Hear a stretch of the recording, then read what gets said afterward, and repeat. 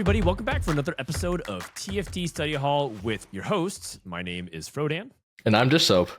And we are back with our 25th episode. Can you imagine it? No, wait, been 1 year. Wait, what? The 1 year anniversary of making this podcast. Well, that's actually crazy. I did not think it was going on for that long. Yeah, that's right. So it's episode 25. It's a good one, and we got another patch to talk about. It's 14.3. We're gonna do a meta-analysis. We got new set mechanics, at least an injection of hacks and different encounters, and we got the usual stuff with pop quiz and our crash course for today's comp of the day, which is the Naafiri amp stuff, which a lot of people love. It's one of the most fun reroll comps for people to play. So that's going to be what the episode's about. But first, let's quickly catch up. Dishsoap, how have you been for the past week and change? Yeah, I've really not been playing that much solo TFT. Because I've actually been practicing and competing in the 4v4 EWC qualifier event with my team. We made it through. Didn't drop a series, so that feels pretty good. But yeah, it was past week and a half or so I've been just grinding 4v4, and most of my meta knowledge is based on through that lens. So hopefully I'm not completely clueless on the other stuff, but I don't think I am. But yeah, I don't know. You played some solos. I think I just played my 8th game of the patch on solos. All right. But yeah, that's plenty. Plus, the 4v4 meta is different than solos, but you still get a good feeling of power levels of compositions relative to each other. I think where the nuance is you're not playing the 4-way brand contests, at least not that much of it. So no, I mean it's very similar to the solo meta. It's just the one thing is that 3-cost reroll on 4v4 is quite suspicious. That's the only thing. But everything else is pretty similar, I'd say. All right. So let's go ahead and dive into it and talk about the meta analysis. So let's start off with our tier list, and at the very top, let's just talk about the big three, right? We have Street Demon, Brand, Strategists, although it's not really about necessarily the strategist per se. It's just 7 Street Demon, and they buffed this trait. It's a lot more powerful now, and now it feels like you just play 7 Street Demon plus 1, I guess whatever you're able to stabilize on level 8.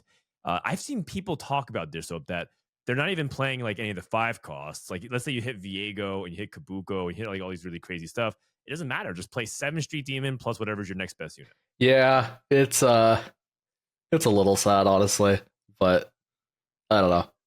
They definitely overbuff 7 Street, and it's basically what you want to play towards every single game when you're playing around the brand strategist setup. Yeah, if you're not playing around 7 Street, it's because you're playing some amp board, which is a lot different. But yeah, instead of playing these kind of flexing around the 5 costs and different stuff, you're just playing 7 Street Demon, which is honestly a little lame, but I don't know, what can you do? This happens every set. The vertical gets buffed, and then it's all you're supposed to play. Yeah, and they even nerfed Brand in the A patch, but then they took it back because people complained so loudly about it. Were they right to nerf Brand then? But I feel like Brand is already struggling to be played outside of 7 Street Demon. I think the techies variation is, it's even generous to call it a B tier. I feel like it's even worse than that. Yeah, it's in the world where it's literally you only play 7 Street Demon. Yeah, it was correct to nerf Brand, but I think that's just lame. And honestly, in the comp, Brand isn't even that OP. I feel like you just nerf Street Demon back down again, or hit Jinx or something. Yeah, I don't actually think Brand is even that good in this comp. It's just you're just stat checking them. Yeah, one thing about the verticals this set, at least for the first patch or two, was that it felt like the mid breakpoints actually gave you way more flexibility. So 5 Street Demon was pretty reliable. It wasn't, insanely powerful, but it gave you enough pieces to move around to play 4 Techie Viego or 4 Cyber Boss, and it gave you different packages you can splash in. Exotech was the same way, even previously, right? If you don't have a good 7 Exotech, 5 still gives you a lot of stats, so you can play different small packages. And now it feels like we're kind of going back to something that we just, a lot of people just turn to braille whatever, who cares about board building? Just play Zyra, Jinx, and Rengar, even if they don't even make much sense or they're not even that good. Because 7 Street Demon just gives you a pile of stats. And interestingly enough, I think, correct me if I'm wrong, but is Street Demon Emblem even that good in this composition if you're not hitting 10 Street Demon?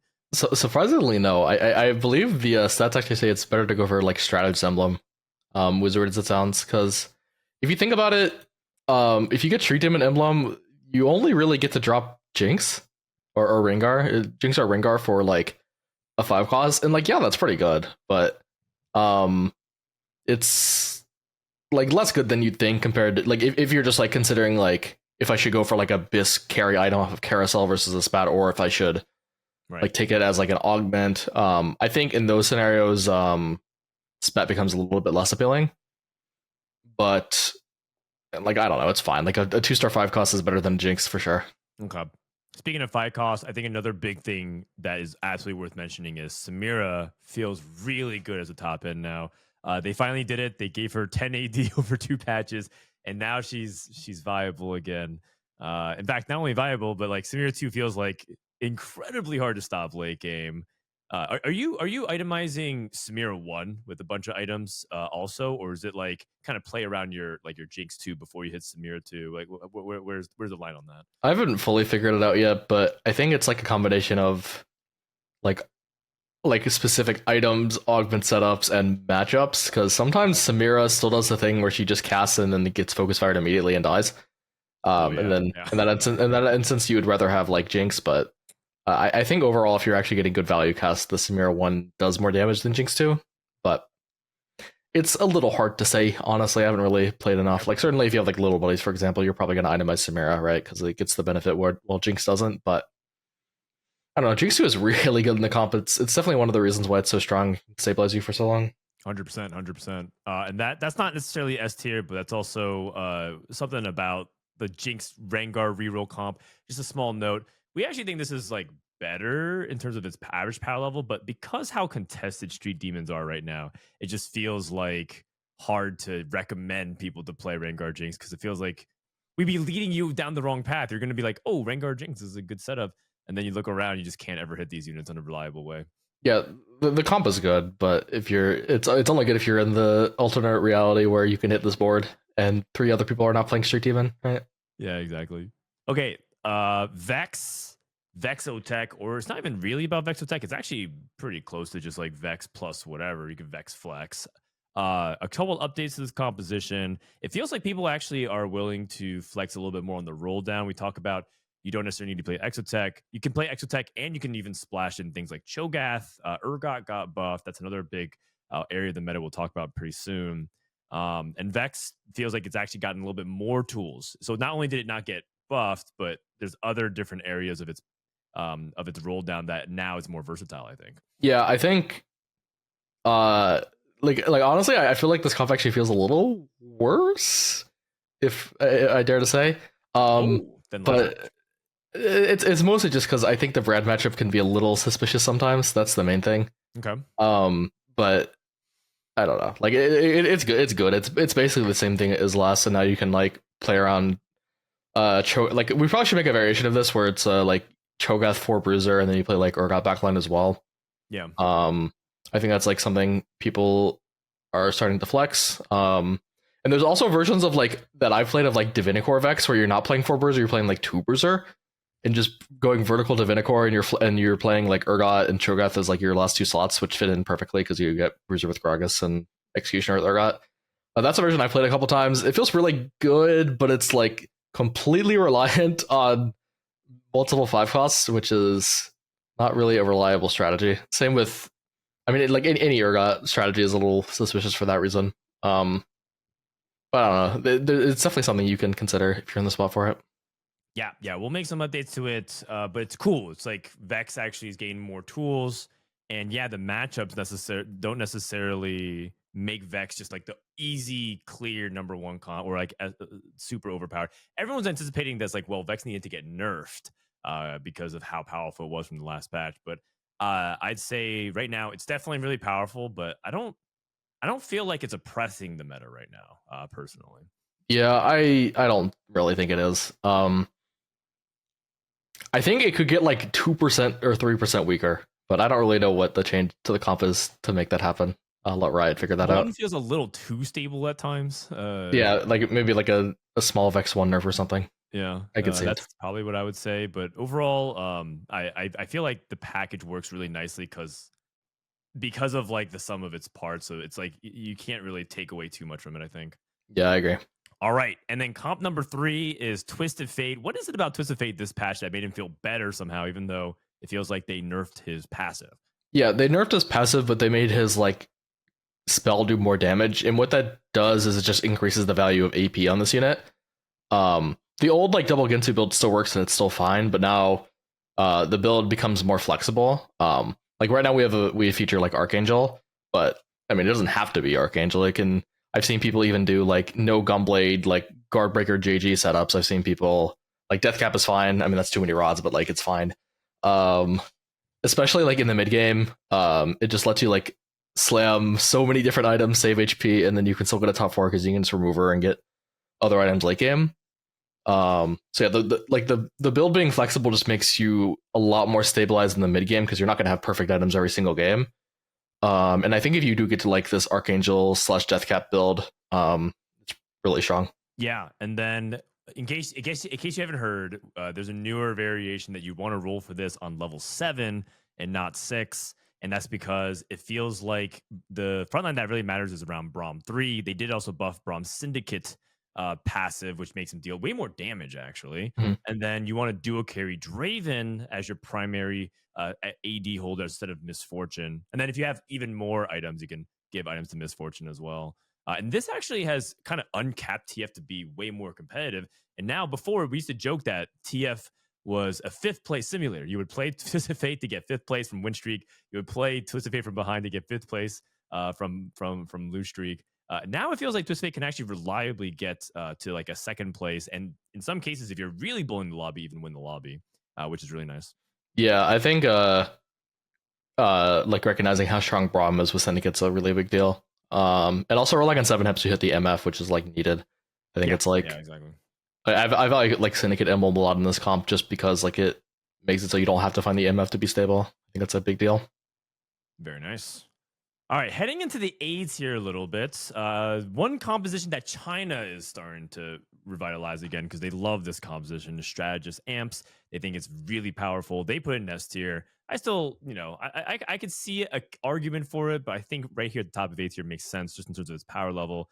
And it's oriented on 5 amp. They specifically buffed 4 and 5 amp to be stronger by giving it more HP and just more power.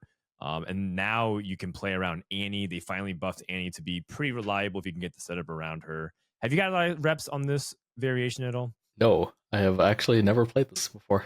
Um, but I don't know. I've played the old strat amp a few times where you play around like not 5 amp, you play around like the 5 costs and stuff, and it's like fine.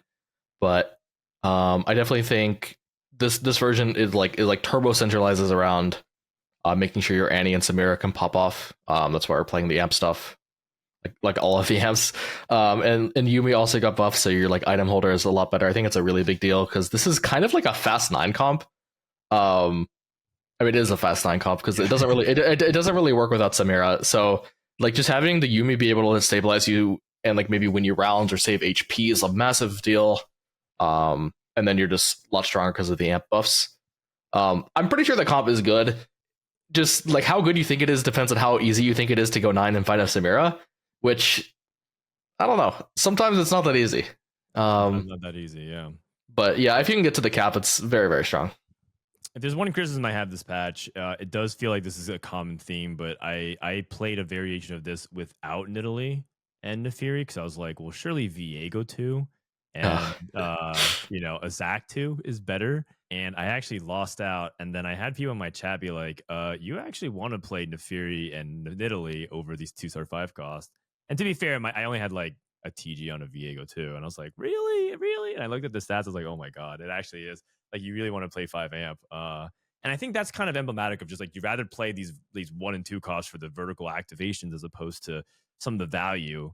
And I don't like that aspect of the patch personally, but it does feel really impactful. I mean, the reality is, if you're playing this amp, you got to have 5 amp in. Otherwise, you're not really unlocking the true power of a lot of like Samira's burst as well as Annie and Oliver fireballs.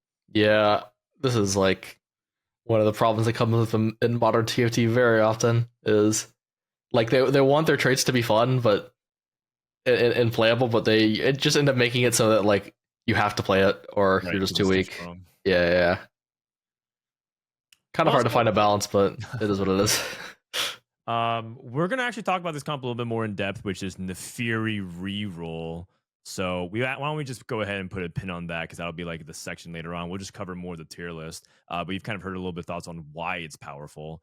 Let's talk about Fiddlesticks. Fiddlesticks in the A tier as well. This composition pretty much just got buffed across the board. And I think a lot of people just think that it's really good. Again, we talked about China, they value it. They also put this in the S tier because they think it's so insane. Do you think Fiddlesticks also is one of the top comps here? I mean, it's really, really good. I think like I can't really say for myself, but like based on what you tell me, I think China might value like high caps of comps, or at least like whatever like tier list or whatever you're talking about. Like I think they probably value the high caps of comps, but I think it's important to like recognize consistency in type of rankings like this, and that's why stuff like Annie is A tier and Fiddlesticks is A tier. Is like, yeah, if you get to like the 3-star with the 6 bruisers and the like insane artifacts and the Cho'Gath 2 when you're rolling for 3 costs, it's really, really good. This board like crushes brand, which is like a really important thing. But Why 3 is that? costs are, Why is that? oh, just because your units are like just too tanky and the brand can't kill them, and your backline access will just can even like snipe the brand. So same Basically side just the brand brand. comp does not have enough burst. Yeah, so same side brand, just let him cast. He can't kill you, and you'll eventually just get through to. You'll kill like eventually enough units and start to target him in the back. Yeah. So I don't know. The comp is very good. It's just a it's just like three cost rerolls is like a little bit inconsistent, especially when you like kind of need to cap around like the 4 and 5 cost with the 3-star 3 cost. It's like a little, and then you have to like consider stuff like it's a lot more powerful with Bruiser Emblem and Artifact. It's like all of those things, like all of those like conditional situational things kind of mean that it's not going to be like consistently broken. We might also have to update too because Mordekaiser 3 is also pretty impractical in a lot of Yeah. situations. But the good news is Cho'Gath is a lot better. So it's actually really about getting this Cho'Gath 2 online. We've even seen some people start rolling on 8 because of how important Cho'Gath is to the comp. And like, yeah, Fiddlesticks 3 is important, but Cho'Gath also feels almost equally as important to get online and rolling. Yeah, Cho'Gath. Yeah, we'll update this for sure. Cho'Gath is definitely like one of these stars of this comp. With 6 bruiser with 3 items, he's gonna have a ton of HP and kind of go infinite. And as long as you have like any source of damage in your backline, you can like eventually beat comps if they can't really burst down your Cho. So that's kind of what Fiddle does here. All right, we're sort of running a little bit out of time, and we're like yapping about the meta. So Yeah. let's briefly talk about some of these newer things. We got Urgot Bruisers. We have a new variation of Zeri that plays around MF Duo. We got some reroll stuff, and we got a chock full of stuff in the B tier, and even a new comp of playing around 6 Rapid Fire Renekton. Which of these do you want to talk about the most? Dishsoap, I'll give you the ability to talk about one or two. I'll talk about the Urgot stuff, I guess. The main gist of this is that like Urgot is after the buffs and Cho'Gath, for example, are like really, really powerful, but there's not like a very consistent way to get to them. So there's not really a like known build that people go for every single time. Like sometimes you can play around like the vertical bruiser, sometimes you can play the 6 boom bot. You need a spat for that. Sometimes you're just playing around like 5 costs, sometimes you're playing around like the Vinicore and Vex. So it's like I guess it's like unexplored, but like the problem is like you can't really go into a game and be like, oh yeah, it's like a Cho'Gath or it's an Urgot game. Let me just load up and play my Urgot variation. And there's not really like a very clean way to go into it because or at least yet because the Triweb's kind of like underexplored. But if you can get to these like high cap boards with like emblems and stuff, and 5 costs, it can be very good. The Kabuko change where he gets his 2 cast stun without Cyber Boss is like a big deal. 6 Boombot has gotten like variety of buffs throughout the past few patches, and it's like very good now. So Yeah, and I gotta say, man, Garen on these boards is really clutch. The more you can get of anything, really, like the boombots if you're playing boombots, the bruisers if you're playing bruisers, so on and so forth. Garen helps cap the board really high, And so, and honestly, we've seen variations where you don't even play Vex, right? And you don't even Mhm. really play these five. So it's really like actually, if anything, it's just Urgot Fast 9 is kind of the way I would summarize it at the moment. Which is why we kind of have a little bit of like just take Econ, get the 9, figure it out, play Urgot. I've seen people play Final Reserves into this board and they win out. It's pretty powerful, but yeah, so open ended. I'm not entirely sure how to even get there most of the time. Yeah, I'm sure there's like a more like developed way or like a better way to like consistently play to this, but it hasn't really been. It's not really clear which is the best, like how to, like the best way to play it yet. So like the tier list will be updated when that is known, but Okay. currently it's very open ended.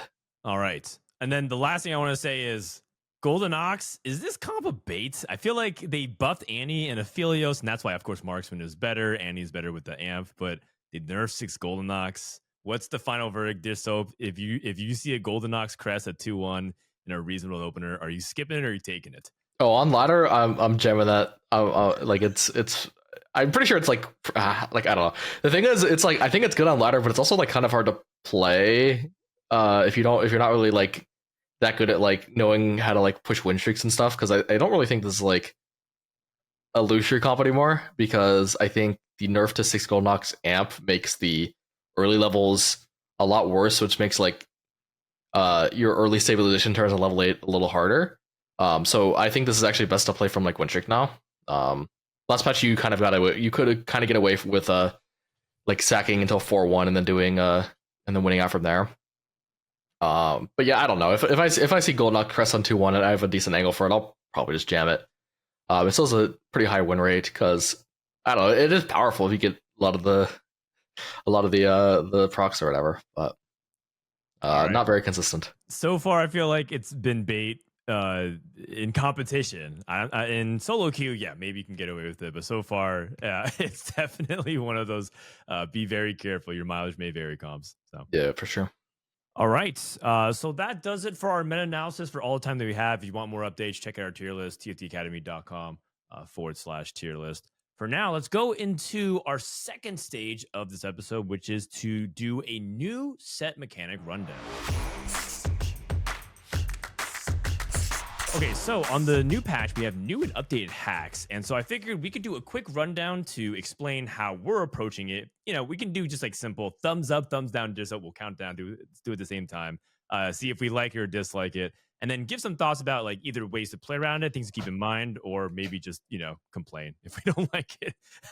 Sounds good. I might be doing the complaining thing. All right, sounds good. I appreciate the heads up. Okay, the first one. This is going to be carousel specific hacks. Tome carousel. Carousel is going to appear with a tome of trades. Use a tome of trades to select an emblem partially tailored to your comp. 3, 2, 1. Give me a thumbs up, thumbs down. I give it a thumbs down. All right. Quick thoughts about this one, Dishsoap. I mean, this like I really dislike the carousels that punish the people that are first pick because that's the whole point of the carousel. And I mean, you still get your choice of component, but that's like the unit usually matters and like the gold difference matters. So I kind of dislike that. But I also just dislike the tome. Also, they reworked how tome works, so it's like I don't exactly know how it works now, but it's not like the thing where you needed like inactive traits. I think it just gives you like I don't know, it's weird, but basically I think it makes it so it's like a little bit more random and less actually like kind of tailored. So if your opponent hits something that's actually good, it's more like like they're just like in a high roll and win out if you like just hit some like minor like benefit to like your comp or whatever. So I like really dislike this, like, because the thing is like you have to kind of lock in your comp really early and you have to lock into a meta comp, and it's not like a random emblem that you get on like stage like 3 or 4 is really going to change it that much. So like I don't know, you can just be sitting here playing Street Demon, you get a Slayer +1 and then your opponent gets like a Strategist +1. It's like, oh, I mean, I guess they just play better. Like I don't know, it's not very fun. Yeah, it's very swingy because of the reasons you mentioned, and it doesn't feel. It just feels like it's once again taking a little bit of agency out of all the preparation and post. Right, you just have to like rip it and hope that you even hit. Let's say you even do set everything up correctly, you still miss on the tome while everyone else hits. So then you're just behind a gold augment, right? Because this was functionally a gold tier augment in the past. And that's a huge swing. And so that's why also I don't like it as well. So well said. Okay, 2-star carousel. I've never encountered this, by the way. I feel like I can't give a rank because I don't know what it does. Like, can you get a 2-star 5 cost if your first pick? Yeah, or I don't know. So maybe we can just skip this one because I personally have never seen it myself. If it's just like 2-star 1 cost, probably not as big of a deal. But if it's like 2-star 4 cost, 2-star 5, like no way, man. That's a massive thumbs down. Yeah, if it's like an early game thing with like 2-star early game units, it's like fine. But even like a 2-star 3 gets a little sus. Like I don't really know how to interpret this, but yeah, same. Honestly, like lean towards thumbs down probably because okay. They added a tome to the game. So how good can this be? Yeah, that's right. Where do they draw the line? Okay, number 3, big carousel. Carousel has 15 champions instead of 9. I have played this. Ready? 3, 2, 1. I actually give this a thumbs up. Yeah, I mean, I think it's like debatable if it rewards loose streakers or win streakers more because like. The loose streakers will basically always get like kind of exactly what they want, right? But like the win streakers will get something that's pretty good when like they can get something that's like bad. So I think this like never really feels bad to see, and it's just kind of cool to see like all the units. So I think this is like fine.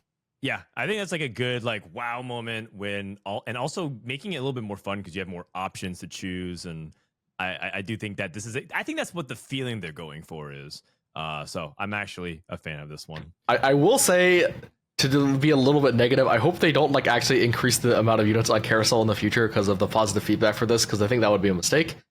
But I think this is fine to see like once in a while. Agreed. I've seen it exactly one time. Yeah. Okay. All 3 and 4 costs. Can we bash this together? Yeah, sure. Okay. 3, 2, 1. Yeah, I was gonna do the same. I was gonna do the same thing because, like, I don't know. It's not that egregious. Like, I'd much rather see this than Tome, but it's like I don't know. It's like not even like exciting. So yeah, I guess it's like a breathe through my nostrils. Like, okay. Yeah, basically. All right. Double PVE. After a PV round, you immediately face an exact copy of it, rewarding the exact same loot. 3, 2, 1. Okay, I can go first. I saw the first time I saw this happen, 2 prismatic orbs dropped, and that was just nonsense. I don't know what to tell you about that, but everyone getting 2 prismatic orbs, it was just unbelievable. Again, if you're playing completely casually, but we're competitive players, we're sweaty. You're listening to this because you're trying to get the competitive edge and understand things. It's just utter nonsense, man. the inflation is just ridiculous. You already have these crazy inflated hack orbs, like which is like its own thing, but like why do we need to like double like what we already got? It's like if you get a like a high roll or like an inflated PV round, it could just double and then everyone's just up 60 gold and then like all your previous game plan and preparations like out the window because you basically just like triple your gold in one turn. It's like right. Or like triple your resources in one turn. It's I don't know. I mean I do know I don't like this. When I didn't see a prismatic orb, that sounds egregious, but when it was super egregious, man. When I did get this, it was double hacked orb, double gold orb, which was pretty bad as well. That's still swinging. Yeah, I'm just not a fan. And for people who are kind of like, well, you know, why are you not a fan? It's because it actually reduces the nuance of how you manage resources, and 2, you know, make tempo strategies more viable, because now all of a sudden all your meticulous land planning of like, okay, I'm going to protect win streak and try to do all this stuff, and all of a sudden the resources get blown out the window, and now it's just whoever hits their cap, right? Their 5 cost, 2 stars, rush to 9, so on and so forth. And then it just becomes too crazy. So yeah, it's like an interesting thing. It's like if the gold is too little, it actually increases the variance, because like the people that wins are just whoever high rolls their units because no one has like gold to roll for them.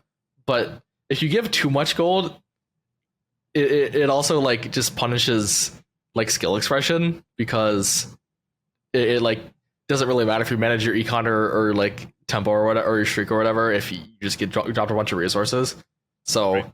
Mistakes like, are covered more. Yeah, you need some kind of middle ground, and I think kind of we're going a little bit overboard right now, in my opinion. So for that reason, I don't think anyone's super upset about this. Maybe people who want to hit 10 exotech one time in this patch or this set, but Golden Spatula and Pancakes has been removed as well, which I guess is positive. Yeah, sure. For me, at least. Yeah, good. Okay. These are new encounters, to split or not to split. After each carousel, players choose to split a pot of gold and take a guaranteed separate amount of gold. Three, two, one. I give this a thumbs down. Yeah, I mean, thumbs down because I think it's just like extra money that shouldn't be in the game. But I will say I got this like a couple games ago, and it was just straight up like bugged or like I'm trolling or something. You got one option, right? That's it. Yeah. I took like the first option I got to split, and then after every single one, I just got one option, and it's like what's going on? Yeah, and like I chose not to split, and then everyone else chose to split, and I don't know if that like locked in my choice for the rest of the game. Oh, I see. Or like no, I chose not to split, and then everyone chose to split. But like I okay, it's just bug. Okay, because I thought I like giga high rolled because like I was just choosing like left. Yeah, I was just choosing take gold, and then I thought everyone was like splitting a pool like of 7 or whatever. But to me, the one thing that I said is that I think the split or not split is actually a really novel concept. I actually think the prisoner dilemma is really funny and also pretty interesting sometimes. The way I viewed it is that I think what I hate is the joke to go too far, and then you beat a dead horse. Like now, it's like not that fun because you're just constantly introduced with too many of the scenarios. Part of the scarcity is I think what makes it hit really hard for me, and so to make it an entire encounter feels like it's killing the joke. That's what I give it a big thumbs down as well. On top of the inflation, I agree with you. I'm just saying, yeah. On top of it, it's supposed to be like a funny thing. Now it's just more like I keep having to predict my opponents, and it just keeps doing this rock paper like, are you splitting or not splitting? Okay, gold investing. After each carousel, players choose to split a pot of gold or increase the number for the future rounds. I haven't played this one. Have you? Yeah, but I've played it in the context of 4v4, where it's like your entire team like chooses one thing, and then if they choose the opposite, it's basically like it ends up just being a coin flip. And like almost every single time, it was just decided to cash out early because no one wanted to play with infinite gold. So. Okay. Yeah, I don't know. Like basically, this one is just like you get 5 gold after the first carousel. From what I've seen, I will say that this actually, if this ends up replacing encounter, if everyone just gets 5 gold, it ends up kind of deflating some of the other stuff that you can get, right? Because compare it to something like this, reroll subscription at the beginning of each stage, gain free shop rerolls, and then I see people take something like shopping spree with this, and they legitimately had like 50 rerolls by stage 4. It was just unbelievable. This one, I'm gonna go 3, 2, 1. I'm gonna go thumbs down on this one as well. It's way too much free gold. This is just crazy, man. Yeah, the number of rerolls is random, but like I feel like you shouldn't. I feel like it's not very fun to start the game on 2-1 and everyone just have 8 rerolls, which is what I saw. Like that's just ridiculous. I wonder if they made it expire. Like, would you be more interested if you had to use it that turn? Not really. Okay. Yeah, I don't know. The thought would be like, would it be more interesting if you couldn't just like bank them, so you just like of course gonna hit your board no matter what? I mean, the thing is, if you couldn't bank them, people would just play reroll comps like only. Like at least with this one, you can like play both play styles. Okay, fair enough. I already know how you feel this one. 3 champions. Start the game with 2-star, 2-cost champion. Every player gets a unique one. 3, 2, 1. Double thumbs down from Dishsoap. All right, hit me with it. What's so bad about 3 champions? I mean, this is just like the last set's Warwick encounter 2.0, where the last set's Warwick encounter was like you get more gold. Like it seems like they're like kind of different, but it's basically the same thing. Like the Warwick encounters, everyone farms gold off of killing units, so it just led to like snowballing. And this one's like kind of the same thing. Is if you have like items and like natural units that fit with your 2-star 2 cost, you're just going to like giga tempo win streak or have like an insane spot for your reroll comp. But if you don't and your 2 cost is dead, you're just like forced into like lose streaking while like 3 or 4 people in the lobby are just turbo win streaking. It just ends up in a place where you kind of just coin flip being behind or super ahead, and that's just not fun. Like that's just like in TFT, there's like usually like ways to like get advantages from like unorthodox spots, but like this one, it's like, oh, you got a Vagar, but then you got like bow glove sword or whatever. It's like, oh, I guess I'm just forced to 5 loss. Hopefully hit Cypher. I don't know. Like this is just like not very fun, and I like it's more insulting to me that they like did all this like did this reflection article talking about like what makes a fun encounter, and they talked about why they thought Warwick is bad, and then they brought up like all the reasoning they give was the exact same reasoning why this one's bad, and then they just print this one. It's like they don't learn. Like this just makes me frustrated. But I'm not gonna lie, I'm pretty sure this one's gonna get removed Or 'cause I don't- reworked. Because what happened to just 3 champions getting 3 1 cost? That's what I thought it was originally, because yeah, 1 cost there's nothing wrong with that, I think. yeah. I mean, there's nothing wrong with that, but yeah, I don't know. Not a fan. I think you said all that needs to be said. I hope it gets removed. Right? If you're listening, I think some people listen to it. Please remove it. I think it's good, or at least rework it. It's a little silly right now. All right, and then we have a few more hacked orbs. We'll start off with this one. These are orb drops you can get from hacks.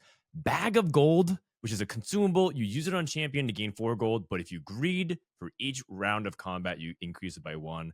3, 2, 1. I'm gonna go up here on this one. Eh. Okay, you go down, Dishsoap? Yeah, I mean, one, I think it's too confusing because you read this and it's like Loki. You might think it's like an enchantment that like makes your unit farm a gold every turn, which is what I thought, and I thought it was crazy. But then the like Twitch chat like also thought it was that. A lot of people in Twitch chat, but it's actually just like a one-time burst of gold that like you keep on your bench and want to pop. And also, I just think it's like, one, I don't like inflation, but 2, I just think it's boring. I don't like, you just use this like when you're true 0 and you need to find something, or else you just save it. I don't really think that's interesting, honestly. I think Okay. that's just I don't know. Like it in theory, it sounds like it's interesting. Like, oh, you're saving it for the perfect moment, but like the perfect moment is pretty obvious. It's after you rolled all your gold and you still need more money, which like happens on your roll down turn almost every single time. So it's not like it comes up in like some niche scenario. Like it's you just use it. Fair enough. I do like the whole like should I hold or should I use it idea. So I also do think it's a little too much gold. But I like the concept of a bag of Goku too. I think they could have it be reworked a little bit. Maybe less starting gold. Maybe they scale it more, something like that. But either way, I do think it's an interesting concept. I think that's why I like it. This one's pretty interesting though. The Salvager, use on a champion to remove on all their champions and break them down to components. Basically, Matty Knight remover, but in the Salvager. 3, 2, 1. I like this one. I think it's good. Player agency is fun. I do think it's like more things to confuse players because like ultimately you look at your bench, you're like, holy cow, removers, reforgers, salvagers. But overall, I think as a competitive player, I like it a lot. Oh, yeah, I like this a lot. I'm honestly down for them to add this to like the base game. The base game, okay. Yeah. Thumbs up. I definitely see you on the confusing part because I've definitely misplayed with this a lot. Like especially like when you add like reforgers into the mix because you can like get in the spot where you like it's actually fine to reforge full items because then you can just salvage them. So I think there's like a lot of cool stuff you can do with it. That's why I love salvage bin. So I'm down for this to just be in the base game. Okay. Just let the people get confused. Honestly, it gives a cool balance lever potentially augment as well. It could give a salvager on top of yeah. I'm down. Okay, and then these implant consumables, size and speed, using a champion to permanently increase their HP as well as their size, and then the inverse, which is smaller size but more attack speed. 3, 2, 1. I'm gonna go down on this one for me. Why down for you, Dishsoap? This just rewards people who natural their late game carry early, and it really punishes other people. Like you I mean, it's often correct to use this on like a unit, like a 3-star or a 3-cost unit that you keep on your in-game board just for tempo. Like for example, if you're playing Marksman Vanguard, it's probably correct to throw this on like your like the backline one on your Jin. Actually, no, you would definitely not put it on your Jin. It's probably correct to use like the frontline one on like a support, like off tank or whatever, if you need the tempo. But like the attack speed one, you kind of always want to save for your main carry. Because that's just like a lot of stats that you'll be down on like stage 4 if you don't have it.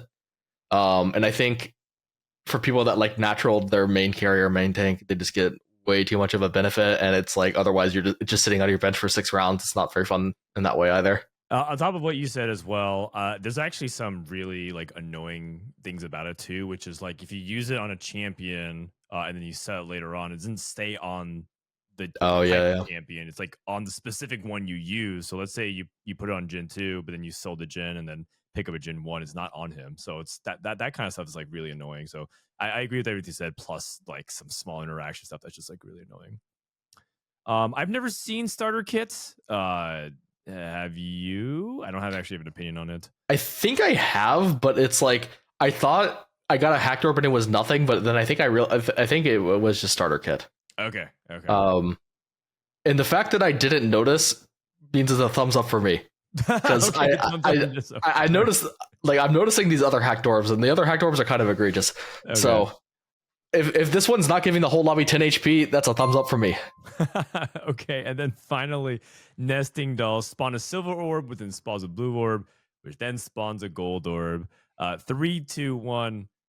I'm actually going up on this one just because I think the visual is fun, but I think Really? the inflation is down is kind of silly. I think I've gotten this, but I didn't even notice the visual. So I was gonna actually say that I'm surprised you like noticed it. Oh. No, I mean, it was one of those things where I clicked the orb and then it just spawned another orb. And okay. Maybe I didn't see it then. Last orb, so it was kind of a fun thing. Yeah, maybe I didn't see it then. I don't know. I like the visual of it. It's just too much inflation, but it is one of those fun things that's like it's like you kind of think, okay, that's all I'm gonna get, and then it's like, oh, a fun little surprise on top of it. Yeah, sure. Gold orbs, as you know, can be very swingy depending on what you get. So, yeah. Okay, so overall, I think you guys can see how we feel about a lot of it. I do think we're the boring competitive players, but oh well.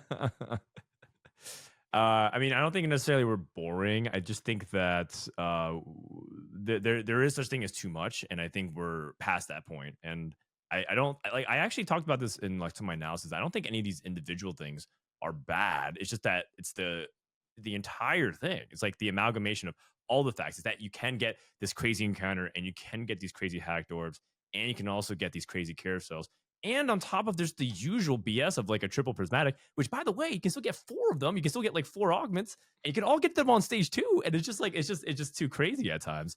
So it's just, there has to be some kind of boundary. And I think that's where ultimately we're just past that point where it's just like more inflation. I just don't want more. Yeah. I feel like the game, I don't know, if they keep on doing this, it's just going to get boring. And like if they actually want to add like fun and cool stuff, it's just like, oh, it's not even going to be interesting because it's like, oh well, every game is like this. Yeah. The scarce, like it feels like Scuttle Puddle is like every game plus more. It's like almost like I'm playing two Scuttle Puddles. Yeah.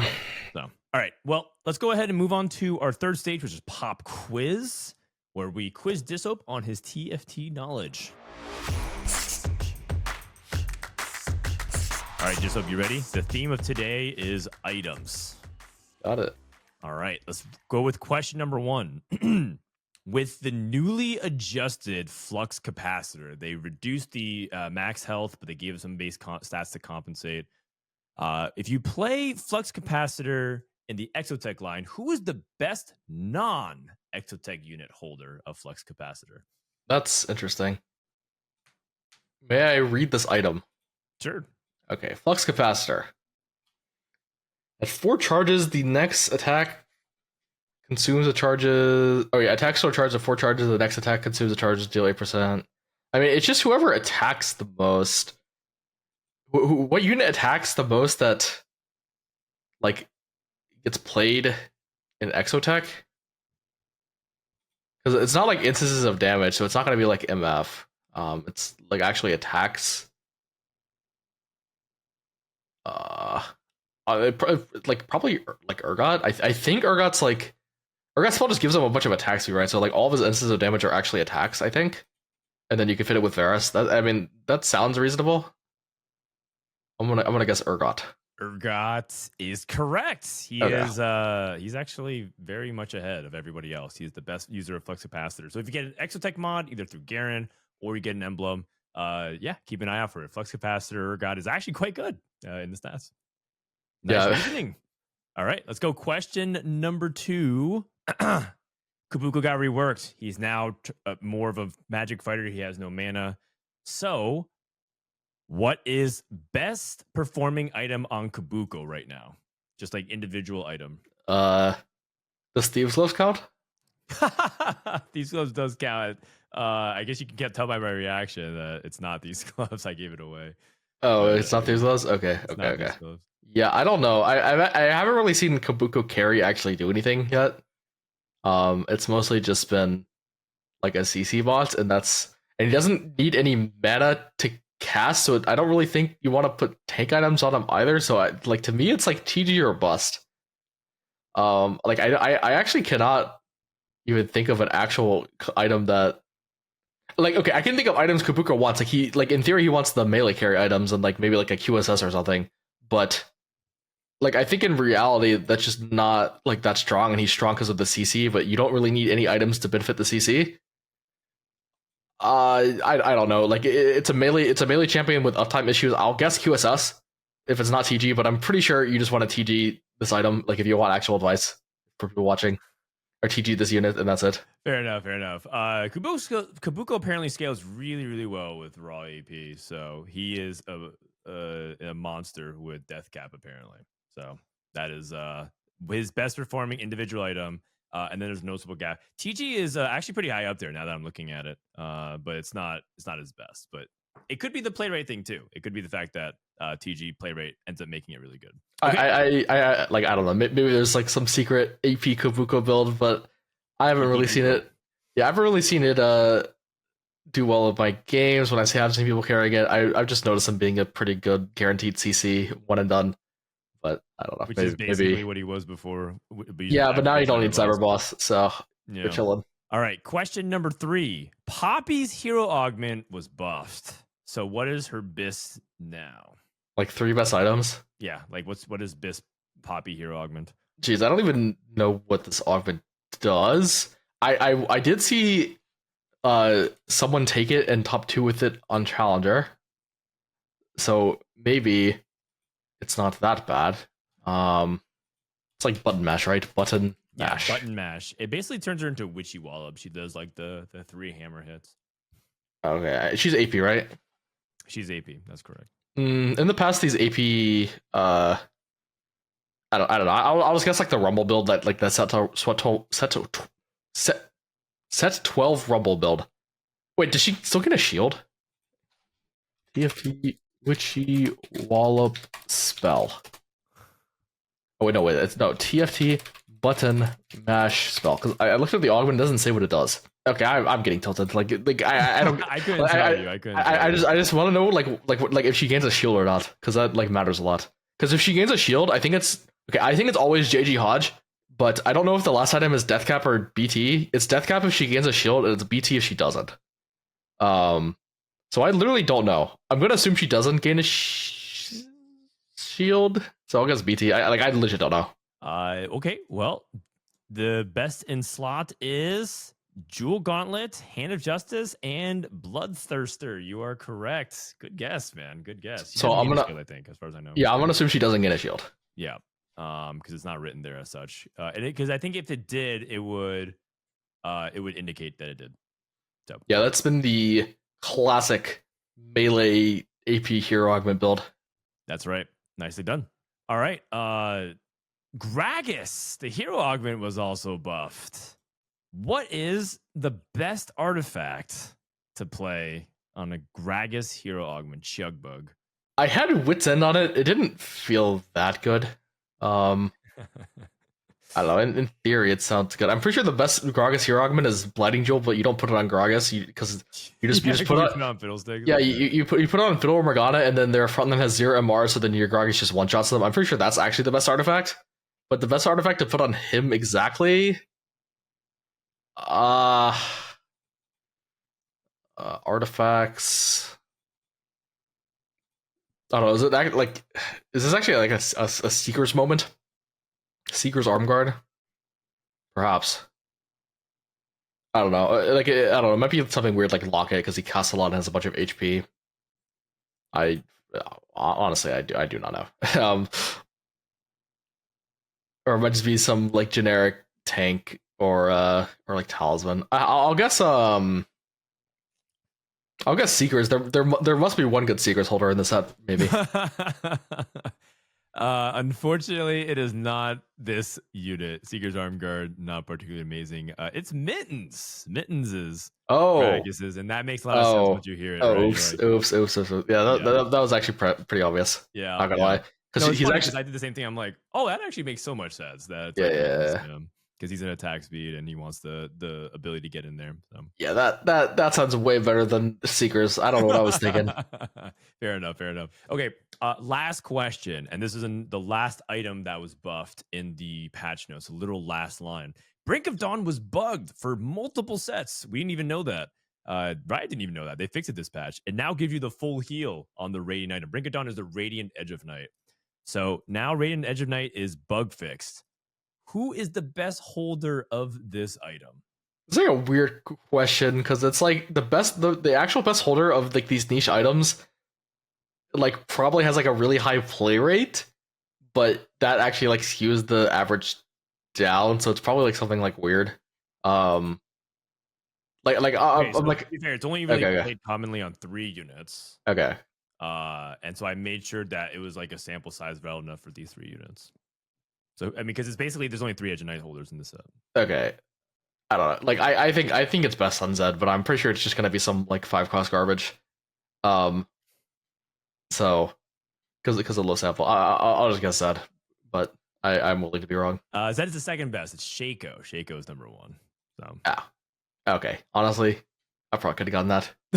it's fine. I mean, Zed is really close. The third is Renekton. Renekton's also really good with it too. Okay. All right. Pretty good pop quiz, Dishsoap. Let's go ahead and do a quick crash course for today.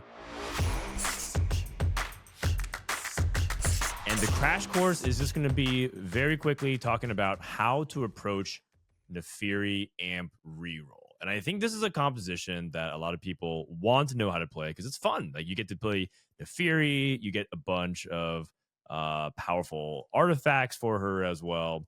So, in your mind, what are the opening conditions for you to want to play something like Naafiri reroll? The main condition, like I would want to play, because I would usually only want to play a comp like this from like a very high roll opener, is either like a really early Naafiri 2-star that can just be from like high roll or like caretakers or something. But otherwise, it would just be from like artifact, because artifact can make like the problem with 2-cost melee reroll like for the longest time is that your unit will just not be as stable as like 2-star backliners just because it has the melee problem of at 2-star it's really weak, but at 3-star it's strong. So you end up like losing HP, which is not really good for a reroll comp. But with artifacts, you can kind of bridge the power gap because they're just so strong on these melee units. So like that's like the main thing. The biggest one, like the best one in the set is Cutlass by like some disturbing margin. I still don't really understand because we've had good Cutlass holders in the past. And like I feel like the stats on the Cutlass were like inflated on those units, but like on Naafiri, it is so good. I think it's bugged. Like I actually do not believe this. I do not believe that Cutlass makes your unit minus 1.71 better. I don't. Like this Cutlass item has been Abyss artifact in the stats on plenty of melee units in the past, but it's always like it's maxed out at like minus 0.5. I think something is wrong here. Is what I think. Have you played it yourself? Have you tried it yourself? Yeah, it didn't seem that like okay. Like I got good placements with it, but it didn't actually seem that like broken. Which is higher. Maybe let's go like GM plus. No, it's still the same. Challenger plus. Yeah. Nah, I mean, I took it twice and I went second and first with it. But the thing is, it's like I don't think I would have. I don't know. It didn't really feel. I don't know. It actually might be bugged or something, because I didn't really feel like I was like abusing anyone with it. Like in fact, like in the late game, they positioned in a way where I basically got like no value out of the jump, but I still ended up winning the game. I don't really know why though. So yeah, I don't know. My take on this is that it might just be bugged for whatever reason. Either way, it's a powerful artifact, but you have some other combos. You saw Trenchcoat, for example. If you play Trenchcoat, the build changes. Remember, if you're doing Trenchcoat, you want some of these like activations at certain health point, like Stairs Gauge and Edge of Night. These are really important items to put with the Trenchcoat. Yeah, you actually really want both. That's like the most important thing. Like just one is like kind of mid, but if you have both, it's really powerful.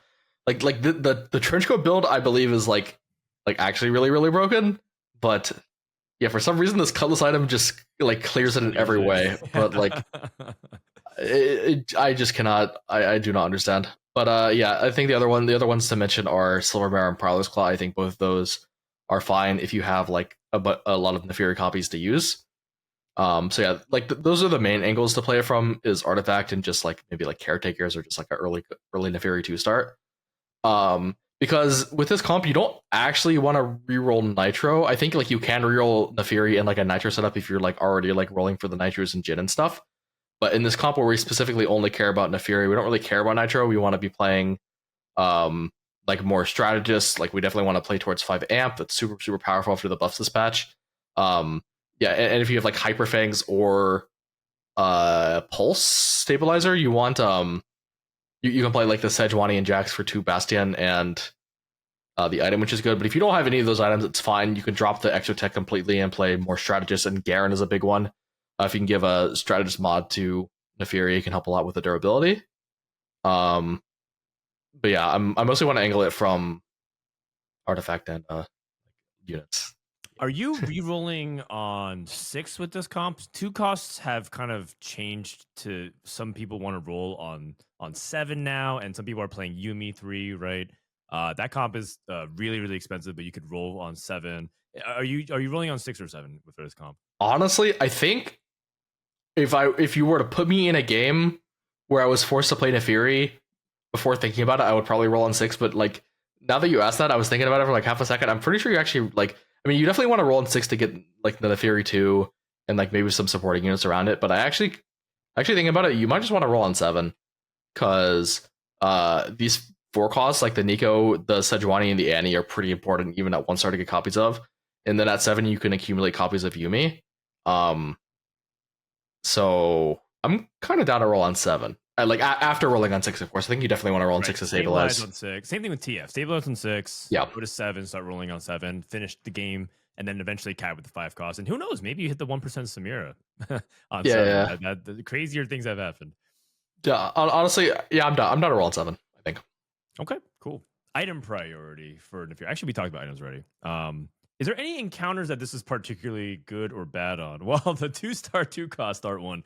I mean, we actually saw a game today played where someone took heroic grab bag at 2-1, had 2-star Naafiri with 2 copies of Naafiri, and then a few rounds later had Naafiri 3 super fast. So that's one. Like I guess reroll subscription is probably the main one to call out. Okay. Just because you have so many rolls, it's gonna be very beneficial for like your reroll comp. But I don't know, this comp is expensive. You definitely want to play this more often on econ encounters. Just anything that gives extra money is going to help a lot because you want to reroll and you want to level and like maybe you want to reroll a 3 cost as well. It gets really, really pricey. Okay, and then my final one is positioning tricks or nuances with Naafiri. Generally speaking, I think you want to be same side because Naafiri ultimately wants to ramp. A really cool thing about Naafiri is that if you kill the unit in front of it, let's say that in front of this Nilly, Naafiri is a weak Gragas and Vex is behind her, Varus is behind it. Naafiri's alphas that like summon attack will just go to the nearest next target. So sometimes Naafiri casts and then starts to burst the backline unit. And if it's enough AD, you might be able to assassinate some weak units quickly. And then Naafiri can also continue to rat to the backline. So Naafiri is usually same side carry, although I will add the caveat that Naafiri is like not great at taking too much punishment early. And that hence why Midnight is important. And so there's a little bit of like you don't want to take too much aggro with it, but at the same time you still want it to be like on the enemy carry side. I think second row is a little better, at least from what I've seen my opponents do. I haven't actually played this to like know for sure. Okay. But like definitely like if you're like against like a Xayah matchup, for example, you probably don't want it to get bursted by Xayah immediately. And you want to like save Edge of Night for like after they kill your main tank, for example. Yeah. But I don't know. I've seen like people do some like weird like wrapping setups with this.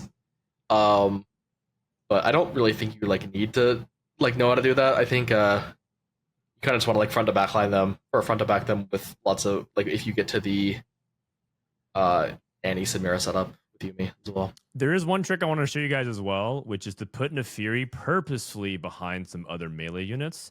If you know that people are trying to play around Sejuani, a lot of times what people do, you might have seen this, right? Imagine Naafiri is the AD carry. They end up positioning kind of like this to leave 2 units on the right. We actually suggest this in a lot of positioning comps. So if you look at, for example, Twisted Fate. Twisted Fate is actually positioned this way to try and be anti-Sejuani because Sejuani will cast on Braum and leave this circle and not cast onto Twisted Fate, which is really important. One thing that Naafiri can do as a melee unit is actually intentionally get blocked by units to counter that because these units will wrap onto their units that left a 2-space gap, and Naafiri can actually just straight up walk to the back. So if you know your opponents are doing that, I've seen people do that in like 1v1 or top 4 situations for some really nasty wraps. I will say this tech is not 100% reliable. because if the opponent is playing 5 melee units, what happens is their other melee walks around the other side, like in front of, and like usually you usually have more than 4 melees on your team, so you'll have stuff on the other side of the board, but usually you don't have like your entire side of the board covered. And what happens is if they have more frontline units than you, what happens is their frontline unit will walk around the other side, and then instead of your Naafiri pausing and then going to the backline, it'll go around and then chase the unit that walked up. Yeah. Okay. You gotta be careful about that then. Yeah, like if they're playing more front lines than you, that can happen, or if their front line like gets through for whatever reason, before your Naafiri goes to the back line. I don't think like this trick is 100% reliable, but you can do it if they have like four frontliners, which is pretty common, honestly. No, that's a good note, because sometimes you don't want to get too fancy with it. And then you look like an idiot, pull out the secret tech, and then you just lose the fight. That's right. And then you hop into Dishsoap's chat and tag him and be like, it didn't work. Yeah. All right, let's go ahead and wrap up. A little bit of a longer episode, but I think we got some good stuff in there. Let's talk about questions of the day.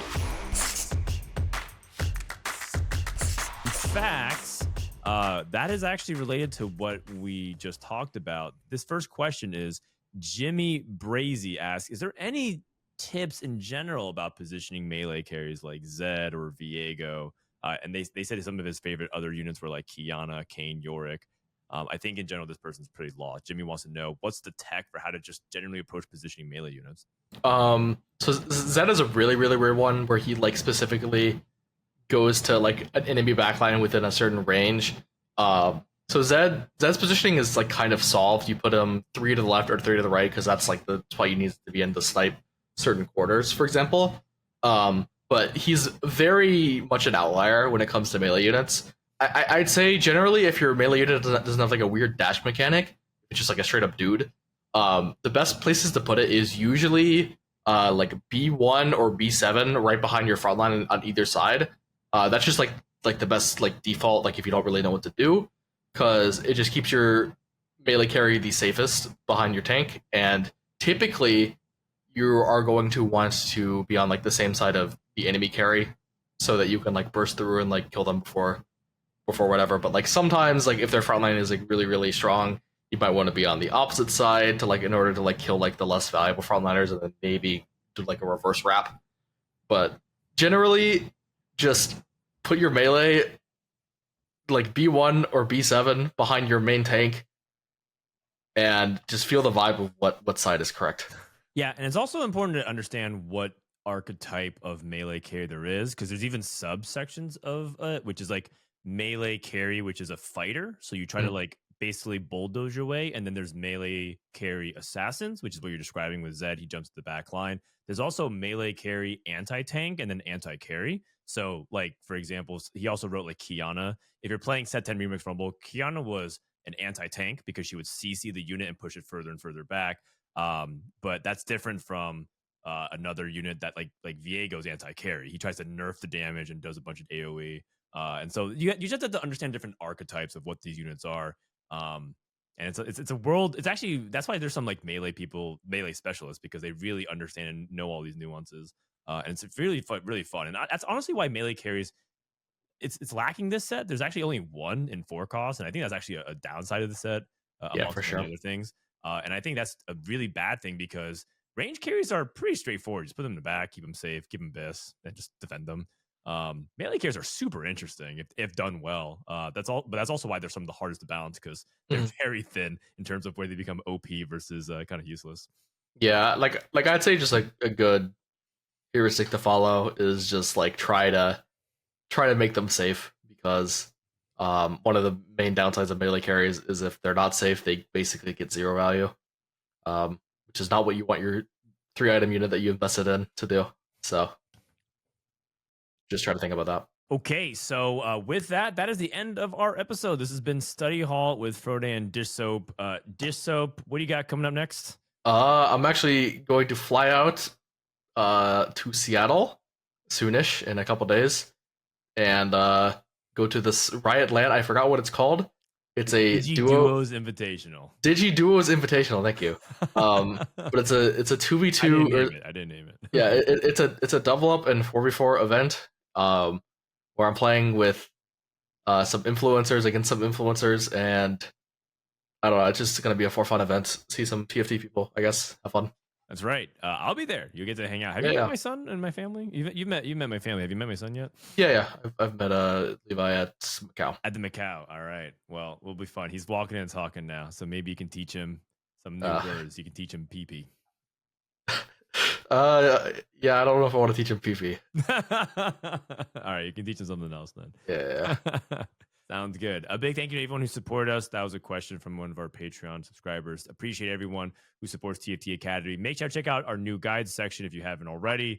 And of course, we got some new stuff cooking. You might see it in the top right of our site. All that stuff is coming soon. So thanks for all the support from Frodan and Dishsoap. We'll catch you guys next time for more TFT action.